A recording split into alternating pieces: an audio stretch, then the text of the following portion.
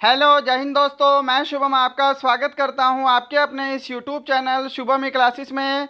जैसा आप सभी को पता है, आज संडे है और आज हम एक आर्मी का कंप्लीट पूरे 50 प्रश्नों का मॉडल सेट पेपर डिस्कस करने वाले हैं, जिसके अंदर सामान्य ज्ञान, सामान्य विज्ञान, गणित और रीजनिंग चारों की चारों सेक्शन कवर होंगे।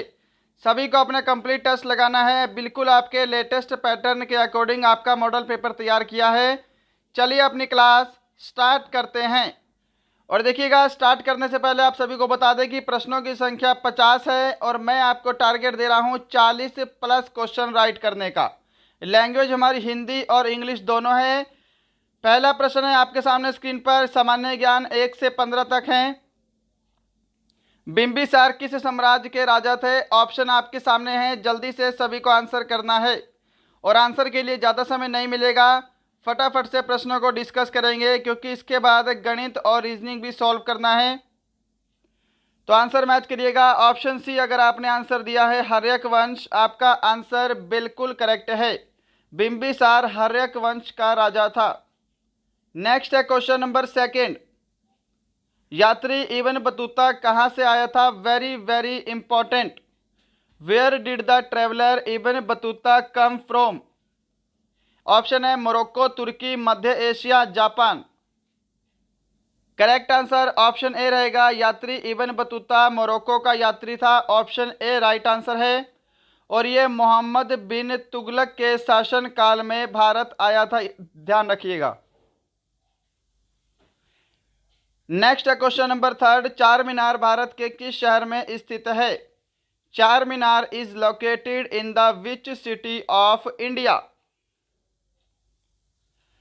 राइट आंसर जिन्होंने भी ऑप्शन सी को दिया है हैदराबाद, उनका आंसर बिल्कुल करेक्ट है। चार मीनार भारत के हैदराबाद शहर में है और इसका निर्माण भी आपसे पूछ सकता है एग्जाम में, तो ध्यान रखिएगा, कुली कुतुब शाह ने इसका निर्माण करवाया था। क्लियर? चलिए नेक्स्ट बढ़ते हैं क्वेश्चन नंबर 4 की तरफ। क्वेश्चन नंबर 4 है आपके सामने। निम्नलिखित में से किस सन में भारतीय नागरिकों के मौलिक कर्तव्य संविधान में शामिल किए गए थे? In which of the following year the fundamental duties of Indian citizens were included in the constitution? Option आपके सामने हैं, अगर आपको समय चाहिए तो रोकिएगा, नहीं तो आंसर दीजिए फटाफट से और मेरे साथ आंसर मैच करिए। लास्ट में सभी का स्कोर कमेंट बॉक्स में चाहिए। तो देखिए, 42वां संविधान संशोधन 1976 के अंदर मौलिक कर्तव्य को संविधान में जोड़ा गया था। ऑप्शन बी जिन्होंने आंसर दिया है उनका आंसर बिल्कुल करेक्ट है।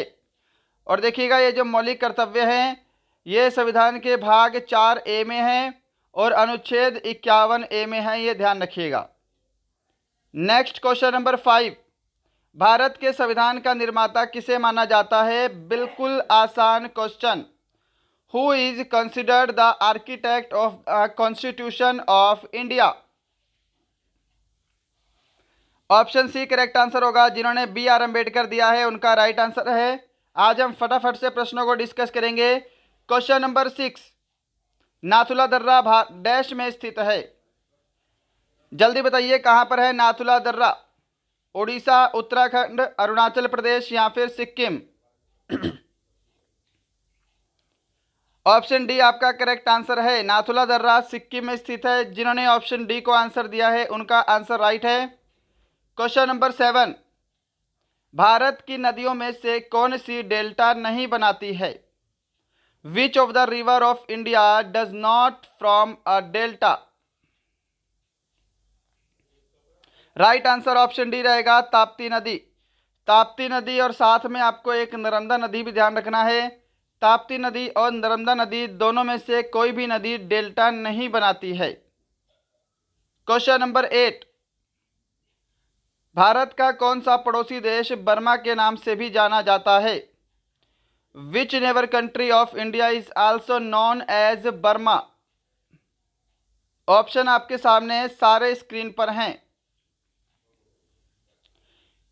ऑप्शन ए बिल्कुल करेक्ट आंसर होगा। म्यांमार को बर्मा के नाम से जानते हैं। जिन्होंने ऑप्शन ए आंसर दिया है उनका आंसर करेक्ट है। Question number 9। पहला T20 क्रिकेट विश्व कप किसने जीता था? Who one the first T20 cricket world cup? कब हुआ था? 2007 में हुआ था। और सबसे पहला क्रिकेट T20 विश्व कप इंडिया ने जीता था। ऑप्शन सी आपका राइट आंसर है। आंसर जल्दी से मैच करिएगा, फटाफट से डिस्कस करेंगे। क्वेश्चन नंबर 10, किसी भी प्रश्न के ऑप्शन नहीं बोलूंगा। विंबलडन किस खेल से संबंधित है? Wimbledon is related to which sport? Correct answer रहेगा आपका ऑप्शन सी लॉन्ग टेनिस। चलिए नेक्स्ट है क्वेश्चन नंबर 11, हरिद्वार किस नदी के किनारे स्थित है? Haridwar is situated on the banks of which river? जल्दी से आंसर दीजिएगा, ऑप्शन सामने हैं, आंसर मैच करिए। जो भी ऑप्शन ए को आंसर दे रहे हैं गंगा नदी, उनका आंसर बिल्कुल करेक्ट है। हरिद्वार गंगा नदी के किनारे स्थित है। यमुना ध्यान रखना है, यमुना से जो 3 स्टेट हैं वो आपके स्थित हैं। जो 3 आपकी जगह है, आ से आपका आगरा है, वो यमुना नदी के किनारे स्थित है। द से आपका दिल्ली है, जो यमुना नदी के किनारे स्थित है। और म से आपका मथुरा है, जो यमुना नदी के किनारे स्थित है। क्लियर? गोदावरी नदी के किनारे कौन सा शहर स्थित है? तो नासिक। नेक्स्ट है क्वेश्चन नंबर आपके सामने 12, कर्म भूमि किसकी प्रसिद्ध पुस्तक है? हुज फेमस बुक इज कर्म भूमि? राइट आंसर रहेगा आपका ऑप्शन बी मुंशी प्रेमचंद। अगर आप सभी ने ऑप्शन बी को आंसर दिया है, आपका आंसर करेक्ट है। क्वेश्चन नंबर 13, यूरोपीय संघ की मुद्रा को क्या नाम दिया गया है? What is the name given the currency of the European union? Right answer option D रहेगा यूरो। अगर आपने ऑप्शन डी को आंसर दिया है, आपका आंसर करेक्ट है। क्वेश्चन नंबर 14 की तरफ चलते हैं स्क्रीन पर। हैदराबाद अपने संग्रहालय के लिए प्रसिद्ध है, उस संग्रहालय का क्या नाम है? इस प्रश्न के ऑप्शन बोल दूंगा क्योंकि इसके ऑप्शन इंग्लिश में अवेलेबल नहीं है। प्रिंस ऑफ वेल्स संग्रहालय, सलारगंज संग्रहालय, राष्ट्रीय संग्रहालय या फिर विक्टोरिया संग्रहालय। तो देखिए हैदराबाद में जो संग्रहालय स्थित है वो कौन सा है? सलारगंज संग्रहालय है। ऑप्शन बी करेक्ट आंसर है। देखिए आज ज़्यादा डिटेल में नहीं जाएंगे क्योंकि आज आपका टेस्ट लग रहा है, फटाफट से टेस्ट लगाइए बस। कंगारू किस देश का प्रतीक है? Kangaroo is the symbol of which country? Right answer रहेगा आपका यहाँ पे ऑप्शन बी, कंगारू जो है ये ऑस्ट्रेलिया देश का प्रतीक है। अगर आपने ऑप्शन बी को आंसर किया है, आपका आंसर बिल्कुल करेक्ट है। तो यहाँ पे आपका सेक्शन ए कंप्लीट होता है। अब डिस्कस करेंगे सेक्शन बी आपके सामने स्क्रीन पर। तो देखिएगा सेक्शन बी में आपके 16 से 30 तक 15 प्रश्न रहेंगे और जब आप कमेंट में स्कोर करोगे लास्ट में कितना स्कोर हुआ है तो आपको ऐसे स्कोर करना है। सेक्शन ए में आपका कितना स्कोर बना है, सेक्शन बी में आपका कितना स्कोर बना है, सेक्शन सी में और सेक्शन डी में, और लास्ट में आप सभी को टोटल बताना है कि टोटल आपका कितना स्कोर बना है। और अपने फिजिकल के मार्क्स भी ज़रूर कमेंट करिएगा, आपके फिजिकल के मार्क्स कितने हैं। और जब स्कोर करोगे तो ध्यान रखना आपको 1/4 नेगेटिव मार्किंग लगाकर स्कोर करना है। तो यानी कि इस टेस्ट में आपकी नेगेटिव मार्किंग होगी। टेस्ट सभी को उस हिसाब से लगाना है। क्वेश्चन नंबर 16 है आपके सामने, कोशिकाओं के अध्ययन को क्या कहते हैं? The study of cells is also called? बिल्कुल राइट आंसर ऑप्शन सी रहेगा। स्टडी ऑफ सेल्स को बोलते हैं साइटोलॉजी। जिन्होंने ऑप्शन सी को आंसर किया है उनका आंसर करेक्ट है। साथ में हिस्टोलॉजी का पता होना चाहिए। ऊतकों के अध्ययन को हिस्टोलॉजी बोलते हैं। माइकोलॉजी क्या होता है? कवकों का अध्ययन होता है। और जो फाइकोलॉजी होता है वो आपका शैवालों का अध्ययन होता है। ऑप्शन इसका डी होगा। क्लियर? तो कोशिका के अध्ययन को क्या बोलते हैं? साइटोलॉजी बोलते हैं। ऑप्शन सी राइट है। नेक्स्ट है क्वेश्चन नंबर 17 आपके सामने, जल्दी से आंसर दीजिएगा। और साइंस में कुछ क्वेश्चन आपको मीडियम लेवल या फिर हार्ड लेवल देखने को मिल सकता है। What is the female gamete called? मादा युग्मनज को क्या कहते हैं? ऑप्शन बी करेक्ट आंसर होगा, अंडाणु। जिन्होंने ऑप्शन बी को आंसर किया है उनका आंसर बिल्कुल करेक्ट है।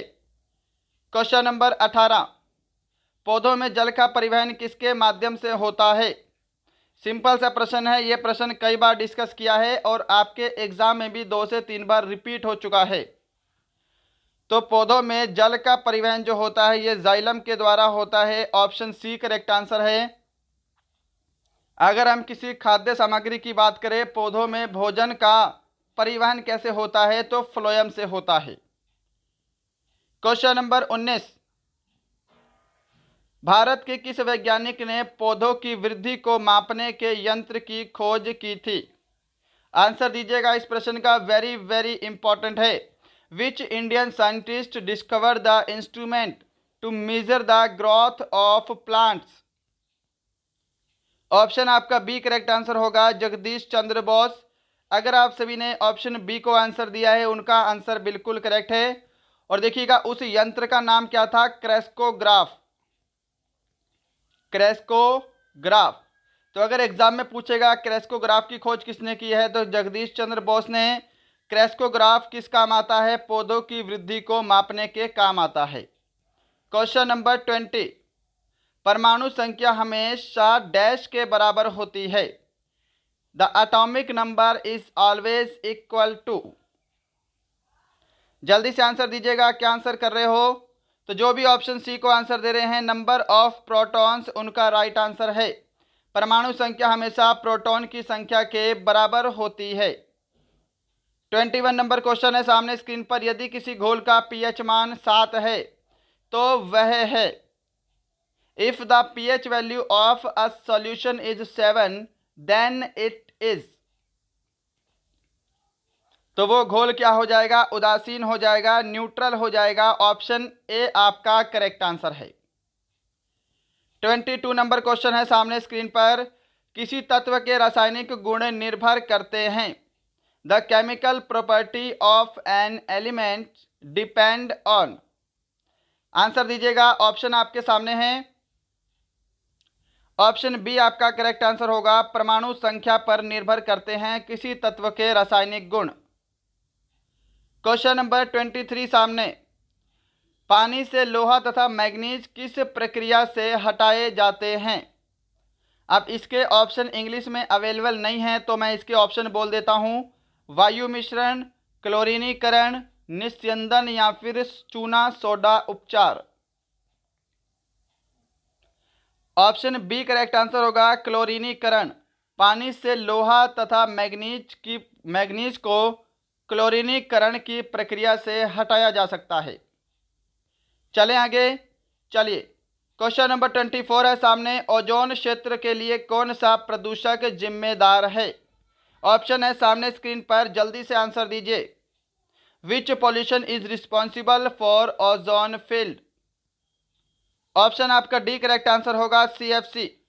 CFC को क्या बोलते हैं, क्लोरोफ्लोरोकार्बन। ओजोन में इसकी वजह से बहुत बड़ा छिद्र हो रहा था, जिसकी वजह से इस CFC को बैन कर दिया गया है। ये आपके फ्रिज AC वगैरह में पहले लगी होती थी, ठीक है, जो कंप्रेशर होता था उसके अंदर यही सॉल्यूशन भरा जाता था। तो ओजोन क्षेत्र के लिए कौन सा प्रदूषक जिम्मेदार है, तो CFC, जिसको क्लोरोफ्लोरोकार्बन बोलते हैं। क्वेश्चन नंबर 25, रबड़ को वल्कनित करने के लिए प्रयुक्त तत्व है। ऑप्शन ए करेक्ट आंसर होगा, सल्फर। क्या सभी ने ऑप्शन ए को आंसर दिया है? नेक्स्ट बढ़ते हैं क्वेश्चन नंबर 26 की तरफ, आपके सामने है, हाइड्रोजन बम किस सिद्धांत पर आधारित है? On what principle is the hydrogen bomb based? नाभिकीय विखंडन, नाभिकीय संलयन, अनियंत्रित नाभिकीय विखंडन या फिर भौतिक अभिक्रिया। ऑप्शन आपका बी करेक्ट आंसर है, नाभिकीय संलयन पर आधारित है, न्यूक्लियर फ्यूजन। 27 नंबर क्वेश्चन है, किस अम्ल को अम्लों का राजा कहा जाता है? Which acid is known as the king of acidics? Option आपका डी करेक्ट आंसर होगा, सल्फ्यूरिक एसिड को अम्लों का राजा बोलते हैं। फॉर्मूला आपसे पूछ सकता है, H2SO4। क्वेश्चन नंबर 28 है सामने स्क्रीन पर, उर्वरकों के निर्माण में निम्नलिखित में से कौन सा तत्व प्रयोग में लाया जाता है? जल्दी से आंसर दीजिएगा इस प्रश्न का, which one of the following elements is used in the manufacture of fertilisers? Correct answer option B रहेगा आपका, पोटेशियम। जिन्होंने ऑप्शन बी को आंसर दिया है उनका आंसर करेक्ट है। नेक्स्ट है क्वेश्चन नंबर 29 सामने। टैंक में भरा पानी वास्तविक गहराई से कम गहरा दिखाई देता है, इसका कारण क्या है?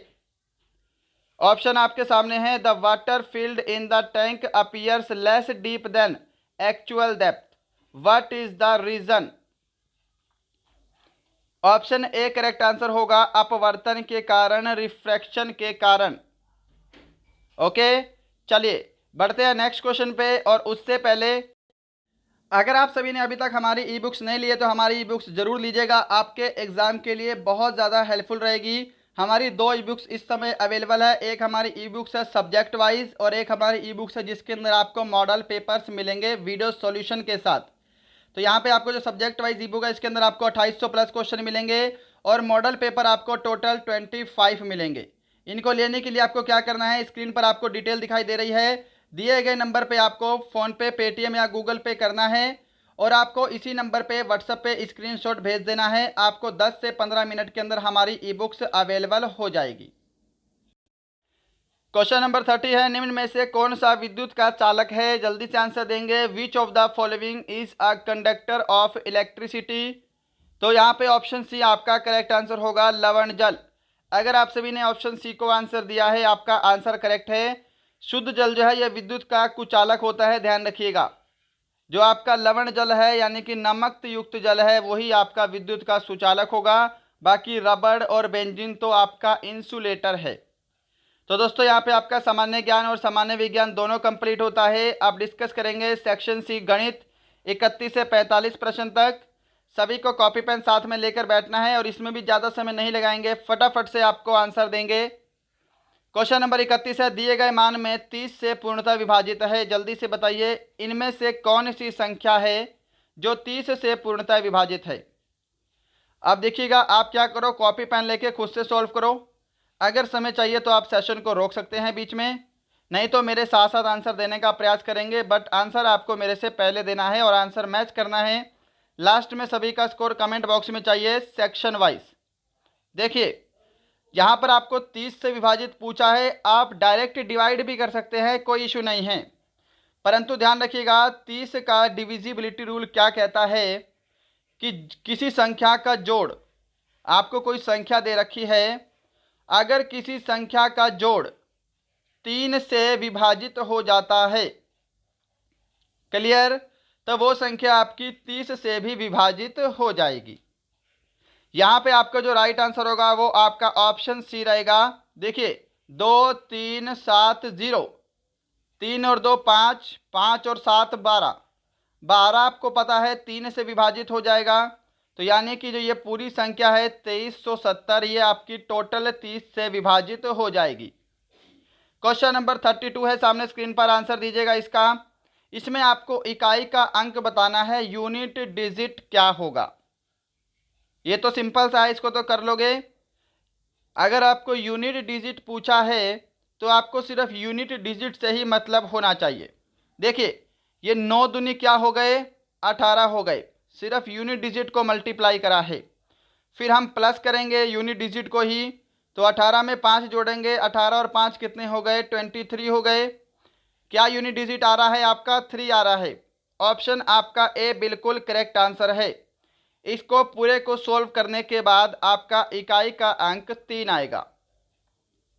33 नंबर क्वेश्चन है, सामने स्क्रीन पर आंसर दीजिए। इसका आंसर जल्दी से दीजिएगा, ये अंडर रूट आपका पूरे पर है, ध्यान रखिएगा। जल्दी से कॉपी पेन लेकर सॉल्व करें और हम बढ़ते हैं इसके सॉल्यूशन पे। देखिए ये आपका अंडर रूट में है, 3 की पावर 4 कितना होता है, 81 होता है, बीच में प्लस का साइन है। 12 का स्क्वायर कितना होता है, 144 होता है। क्लियर है? अब इसको फर्दर सॉल्व करते हैं जल्दी से। तो यहाँ पे आपका कितना बनेगा, 225 बन रहा है भाई इनको प्लस करने के बाद। और 225 का अंडर रूट कितना होगा भाई, तो 15 होगा। 15 का स्क्वायर 225 होता है। ऑप्शन बी आपका करेक्ट आंसर है। सिंपल था प्रश्न ना, सिंप्लीफिकेशन से। 34 नंबर क्वेश्चन देखिए सामने, बोर्ड मास से क्वेश्चन है और आपके एग्जाम में लेटेस्ट पैटर्न की बात करें तो बोर्ड मास से क्वेश्चन पूछा जाता है और ये वैसे भी बेसिक है तो ये आपको पता होना चाहिए। इसके अंदर हम पहले अंदर की ब्रैकेट सॉल्व करते हैं, ठीक है, फिर आपका जो ऑफ आता है यानी कि का वाला आता है उसको सोल्व किया जाता है। फिर हमारा डिवाइड है, मल्टीप्लाई है, ऐड, सब्सट्रैक्ट। अब देखिए डायरेक्ट करेंगे यहाँ पे तो मल्टीप्लाई और डिवाइड का कोई इशू नहीं है, यहाँ पे ऐड का भी कोई इशू नहीं है। हमको ब्रैकेट ओपन करते जाना है और हमारा आंसर आ जाएगा। देखिए 6 में से 1 गया 5, इतनी ब्रैकेट सोल्व हो गई। अब 7 माइनस 5 है तो 7 में से 5 जाएगा, कितना बचेगा, 2 बचेगा। तो यहाँ पे 8 माइनस 2 बचा है। अब 8 में से 2 जाएगा, आपका कितना बचेगा, 6 बचेगा। तो ये भी आपका सोल्व। यहाँ पे क्या है 9 माइनस, तो 9 में से 6 माइनस करेंगे, कितना बचेगा, 3 बचेगा। ऑप्शन डी आपका राइट आंसर है। ऑप्शन डी अगर आपने आंसर दिया है आपका आंसर करेक्ट है। क्वेश्चन नंबर 35 की तरफ चलते हैं, आपके सामने स्क्रीन पर है, आंसर देंगे जल्दी से। निम्न में से कौन सी संख्या ऐसी है जो एक पूर्ण वर्ग और एक घन भी है? बताइए इनमें से कौन सी संख्या ऐसी है जो कि एक स्क्वायर भी है और एक परफेक्ट क्यूब भी है? ऑप्शन डी आपका करेक्ट आंसर होगा। देखिए 4 की क्यूब क्या होता है, 64। 8 का स्क्वायर कितना होता है, 64 होता है। 64 ऐसी संख्या है जो कि एक परफेक्ट स्क्वायर है and also a cube. Question number 36, answer दीजिएगा इस प्रश्न का जल्दी से। थोड़े से अच्छे लेवल का क्वेश्चन है और इतना भी टफ नहीं है, बिल्कुल आसान क्वेश्चन है कि दो संख्याएं 3:4 के अनुपात में हैं, उनका मैसे तथा लैसे का गुणनफल 2028 है, संख्याओं का योगफल क्या होगा? अब आपको संख्याओं का योगफल बताना है, तो यानी कि आपको वो संख्याएं भी मालूम होनी चाहिए। संख्याएं कौन सी हैं? तो यहाँ पर देखिए संख्याओं का अनुपात कितना दिया है, 3:4। इसको मैं 3x और 4x भी लिख सकता हूँ, कोई इशू नहीं है। क्लियर? अब देखिए हमको इनका HCF और LCM का गुणनफल दिया है, तो आप क्या करो, सबसे पहले ये जो आपको संख्या का रेशो दे रखा है इसका आप HCF भी निकाल लो और इसी का आप LCM भी निकाल लो, है ना। देखो करवाता हूँ सोल्व जल्दी से। 3x और 4x का अगर मैं HCF निकालूंगा, क्या निकालूंगा, HCF निकालूंगा, तो वो कितना बनेगा, x बनेगा, या फिर मैं इसको 1x भी लिख सकता हूँ। क्लियर? अगर मैं इनका LCM निकालता हूँ, 3x और 4x का LCM कितना होगा, 12x होगा। 12x स्क्वायर मत करना, हम मल्टीप्लाई करेंगे तो 12x स्क्वायर कर सकते हैं, परंतु अगर हम इसको LCM के दृष्टिकोण से देखेंगे तो 12x इनका LCM बनेगा। क्लियर है? अब HCF और LCM का गुणनफल कितना दे रखा है, 2028 दे रखा है। यहां पर देखिए HCF का गुणनफल करो, x है, LCM कितना है, गुणा 12x, और हमको गुणनफल कितना दिया है, 2028 दिया है। इतना तो समझ में आ रहा है ना। अब आगे बढ़ेंगे तो ये आपका बनेगा 12x स्क्वायर बराबर 2028। ओके, अब 12 से कैंसिल करके देखो कितने टाइम में कैंसिल हो रहा है, तो करता हूँ यहाँ पे 12 एकम 12, राइट। यहाँ पे आपका 8 और 2 बचा है, 12 पंजे 60, 12 चिक 72 और 12 निमे 108, यानी कि 169 आएगा आपका यहाँ पे कैंसिल करने पर। तो देखिए एक्स स्क्वायर की वैल्यू कितनी है आपकी, 169 है, तो यहाँ से आपकी एक्स की वैल्यू कितनी बनेगी, 13 बनेगी। इतना क्लियर है सभी को? एक्स की वैल्यू 13 है, यहाँ तक क्लियर है ना। अब मैं इस सबको रफ कर सकता हूँ, कोई इशू तो नहीं है। एक्स की वैल्यू कितनी है भाई, 13 है। देखिए यहाँ पे आपका 3x था, यहाँ पे आपका 4x था, और x की वैल्यू हमने कितनी निकाली है, 13 निकाली है। तो संख्याएं निकाल लो पहले, हमको संख्याओं का योगफल निकालना है। तो इस x को इसमें मल्टीप्लाई करेंगे, इस x को इसमें मल्टीप्लाई करेंगे, आपकी संख्याएं आ जाएंगी 13 तिया 39 और 13 चौके 52। ये आपकी संख्याएं हैं, इनका आपको टोटल बताना है कितना होगा। तो टोटल कितना है, 5 3 8 और 1 9, 91। ऑप्शन डी करेक्ट आंसर है। अरे समझ में आया है ना ये वाला क्वेश्चन, कोई डाउट तो नहीं है? बिल्कुल आपकी क्वेश्चन की लैंग्वेज पकड़ कर ही करवाया है, step by step. 37 number question देखो जल्दी, आंसर दीजिए इस क्वेश्चन का। इसका आंसर क्या होगा, जल्दी से आंसर दें फटाफट से। बोला है कि मोहन की आय महेश की आय से 150% अधिक है। तो बताइए महेश की आय मोहन की आय से कितने प्रतिशत कम होगी। देखिए यहाँ पर लिख देता हूँ मैं MO से मोहन और M से महेश, राइट। अब मैंने माना महेश की आय कितनी है भाई, 100 रुपये है। आप कुछ भी मान सकते हैं, आपका आंसर सेम आएगा। यहाँ पे सारा खेल प्रतिशत में है तो हमने 100 मान लिया ताकि आपकी कैलकुलेशन आसान हो जाए। अब मोहन की आय महेश की आय से 150% अधिक है। देखिए मोहन की आय है, सॉरी महेश की आय है 100। 100 का 150% कितना होता है भाई, 150 ही तो होगा। 100 का 150% 150 होगा। और मोहन की आय इससे 150% अधिक है तो मोहन की आय कितनी हो जाएगी, 100 और 150 कितने होते हैं, 250। तो मोहन की जो आय है वो कितनी है भाई, 250 है।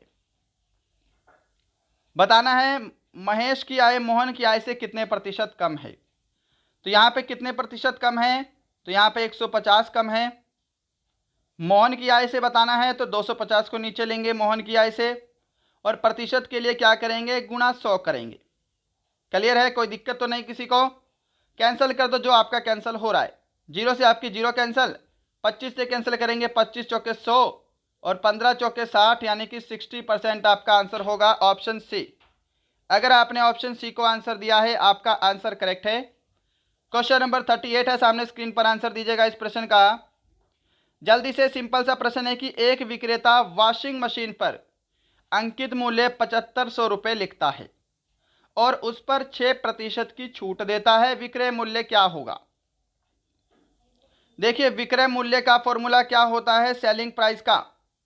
सेलिंग प्राइस का फॉर्मूला होता है अंकित मूल्य है या फिर क्रय मूल्य है, दोनों में चलेगा। ये अंकित मूल्य है तो मैं लिखता हूं अंकित मूल्य गुणा, यहाँ पर छूट दी है तो क्या करेंगे 100 माइनस लॉस परसेंट और डिवाइड बाई 100। सेलिंग प्राइस निकल जाएगा आपका डायरेक्ट। तो देखिएगा 7500 गुणा 94 अपॉन में 100। 0 से आपकी 2 0 कैंसिल।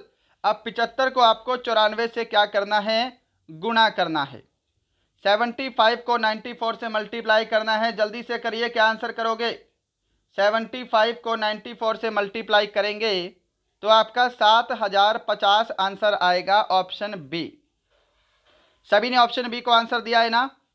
चलिए 39 नंबर क्वेश्चन है सामने स्क्रीन पर कि यदि कोई वस्तु 390 रुपये में बेचने पर दुकानदार को 20% लाभ होता है, उसकी लागत क्या है। अब आपसे लागत पूछे या फिर आपसे क्रय मूल्य पूछे, फॉर्मूला आपको क्या लगाना है।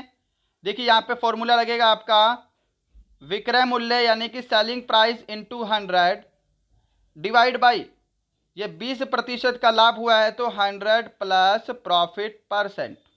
अगर लॉस होता तो 100 माइनस लॉस परसेंट। सॉल्यूशन देखिए आप फटाफट।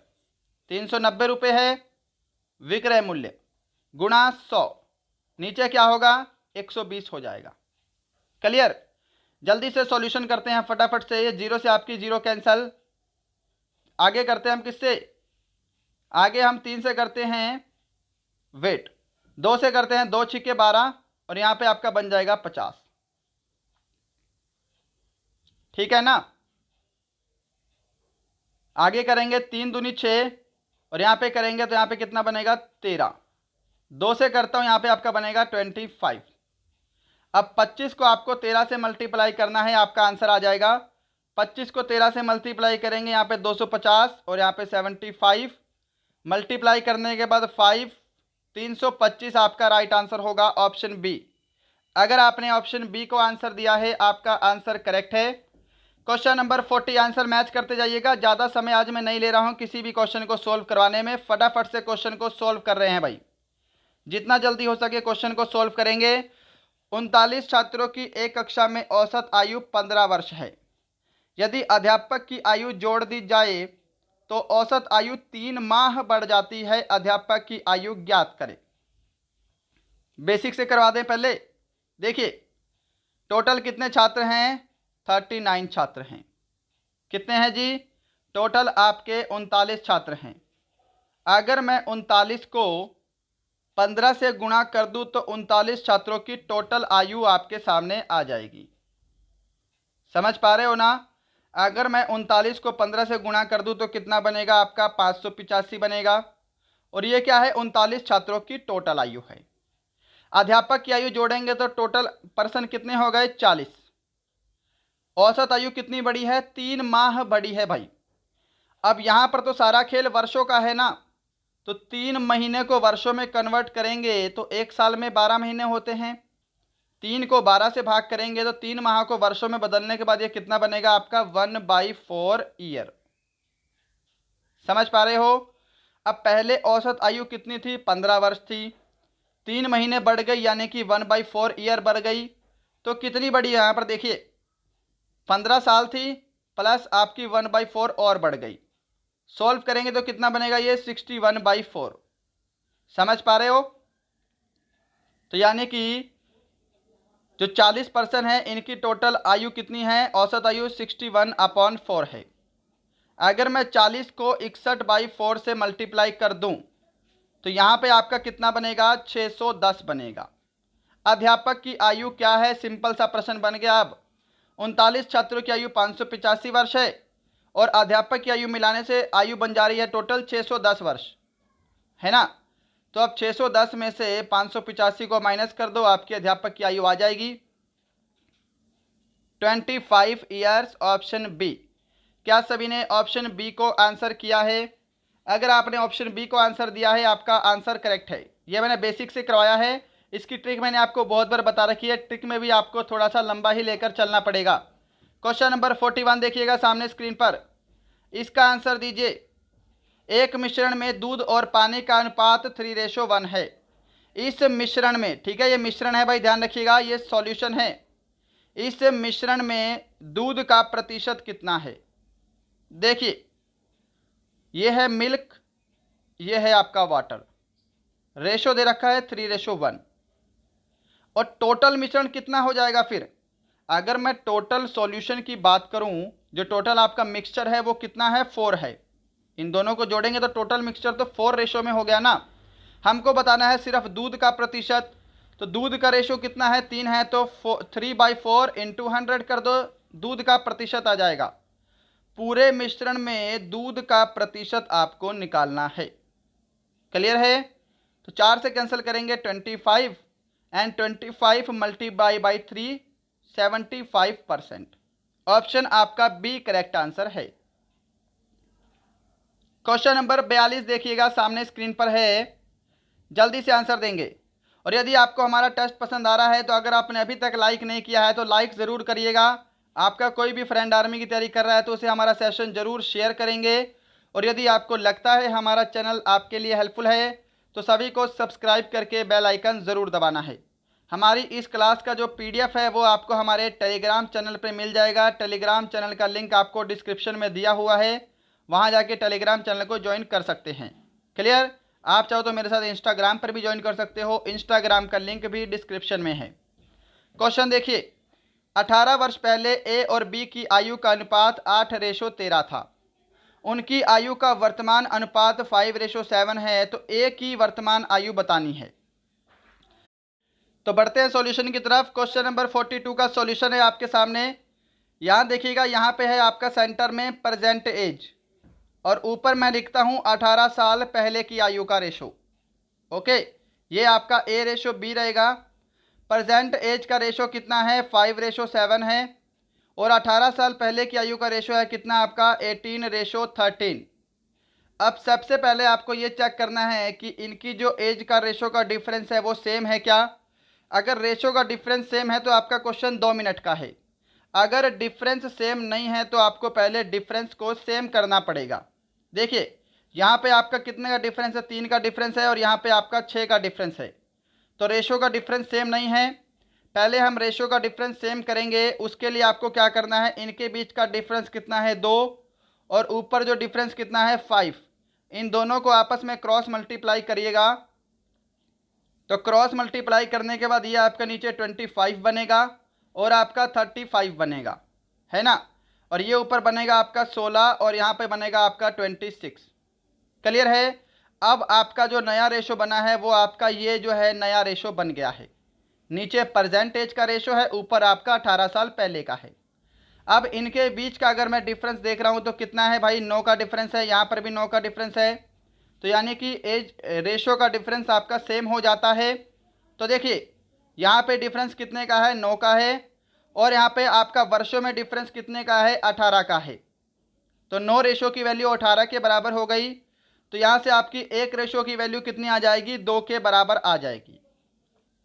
आपको बोला है ए की वर्तमान आयु बतानी है, और ए की वर्तमान आयु का रेशो कितना है, 25 है। तो देखिए अगर 1 रेशो की वैल्यू 2 है तो 25 रेशो की वैल्यू कितनी हो जाएगी, 50 हो जाएगी। ऑप्शन आपका सी करेक्ट आंसर है। क्लियर है सभी को। चलिए नेक्स्ट बढ़ते हैं, क्वेश्चन नंबर 43 की तरफ। आपके सामने स्क्रीन पर है, जल्दी से आंसर दीजिएगा।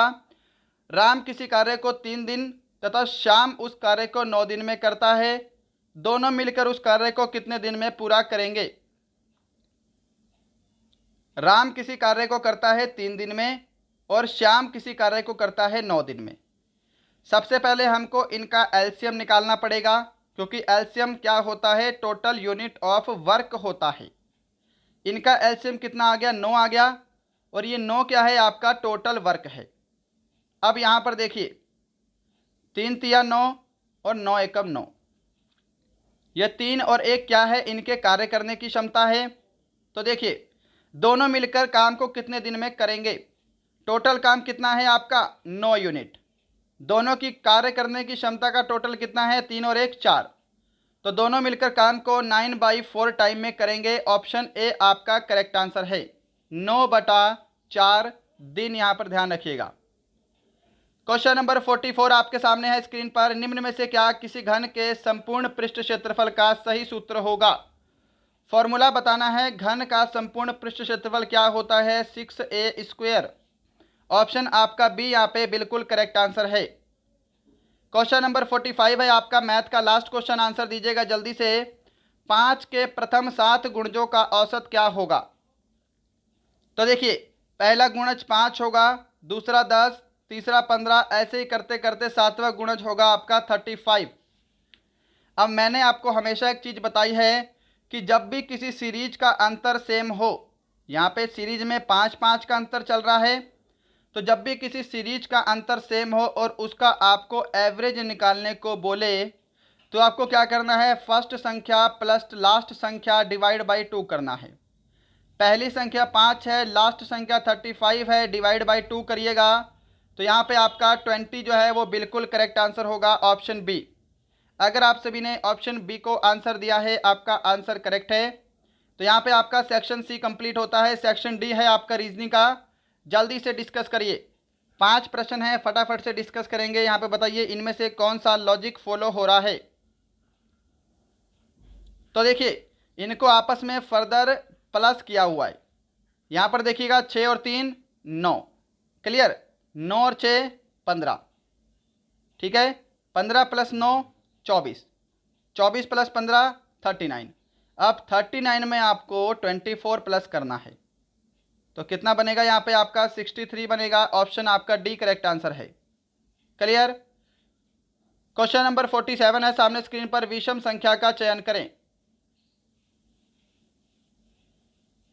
तो देखिए ये आपकी 7 की क्यूब है, ये आपकी 4 की क्यूब है, ये आपकी 5 की क्यूब है। परंतु जो 144 है ये क्या है, 12 का स्क्वायर है, ये किसी की भी क्यूब नहीं है, ये 12 का स्क्वायर है। ऑप्शन डी आपका करेक्ट आंसर है, 144। क्वेश्चन नंबर 48 है सामने, भिन्न को ज्ञात करें। तो यहाँ पे क्या है, ऑप्शन डी करेक्ट आंसर होगा, लखनऊ। पांडिचेरी, लक्षद्वीप और दिल्ली क्या है, यूटी है, यूनियन टेरिटरीज हैं, केंद्र शासित प्रदेश हैं। परंतु लखनऊ क्या है, एक जिला है। बढ़ते हैं नेक्स्ट पे, क्वेश्चन नंबर 49 है सामने स्क्रीन पर, इसका आंसर जल्दी से दीजिएगा कि यदि लाल को काला, काले को पीला, पीले को हरा तथा हरे को सफ़ेद कहा जाए तो पके हुए आम का रंग कैसा होगा। जल्दी बताइए। तो देखिए आम का रंग कैसा होता है, पके हुए आम का रंग होता है पीला।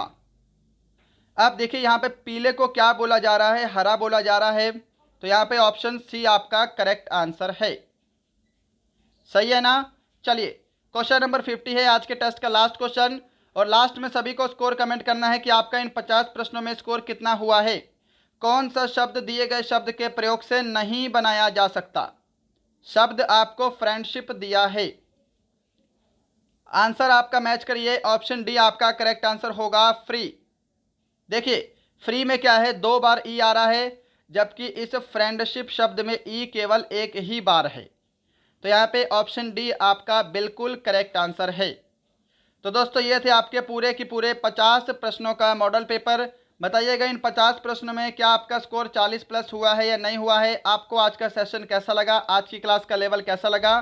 सभी को स्कोर आपका सेक्शन वाइज कमेंट करना है कि सेक्शन ए में कितना स्कोर है, सेक्शन बी में, सेक्शन सी में, सेक्शन डी में, और अपने फिजिकल के मार्क्स भी सभी को कमेंट करने हैं।